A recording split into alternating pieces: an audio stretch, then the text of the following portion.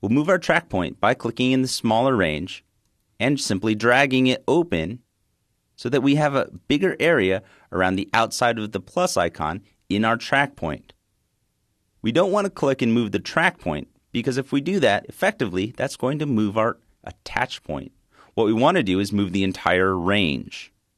So clicking in the small area inside of our feature set, we'll click and drag. As we click and drag, you'll notice a magnification of the pixels on the layer. The pixels look a little bit choppy here, and we're not going to track an individual pixel under our attach point. But what we will do is drag our attach point somewhere that is a good reference. The lion's nose is a very good reference, and if the tracking goes astray, we can always line that back up with our lion's nose easily. What's going to be tracked is the range of pixels inside of our feature set. This feature area defined by this box is going to be tracked, all of these pixels. And those are going to be tracked against all of the pixels on the outside. So I want to drag this open so that I get a bigger range to match to.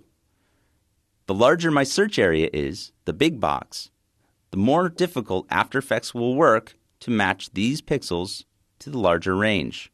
So I don't want this too big, just big enough to deliver an accurate tracking data.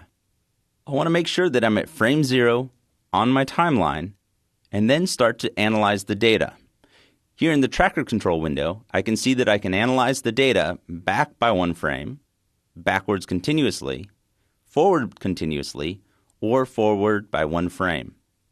I'll click on the icon for Forward Continuous Analyzation. As it moves forward, you can see the track point, the attach point, feature set, and search area move up and down as it analyzes each frame in our clip. Once the clip comes to an end, the camera position stops, and the tracking data is shown by a series of keyframes. Now, the keyframes aren't applied to anything yet. All they are just simple keyframe data with X and Y coordinates, and they are attached now to the layer that we've tracked. Now in this composition, we have 1 track point, 1 layer, but it may be a more complex composition, and you may have multiple tracks that you've added to a single layer. In order to navigate directly to the track, you may want to go up to the flyout menu again and select Reveal Current Track in Timeline. What this will do is navigate to the timeline and open up the exact track that you're working on. Because we have already opened it, it just highlights it again for us, allowing us to twirl this open and see all of the different parameters inside of this track. I'll open up this column a little bit so we can see all of the words attached to the parameters for the track point.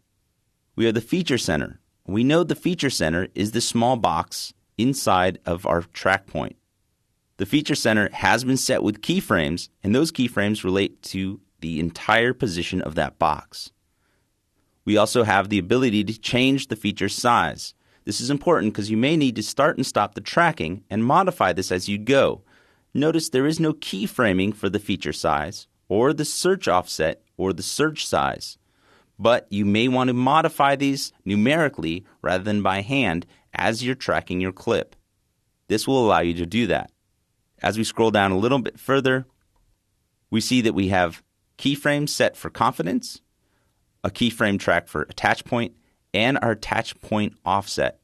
Our attach point is the small cross in the center of the box, and the confidence level is a set of keyframes with a percentage tied to how accurate After Effects believes this track to be.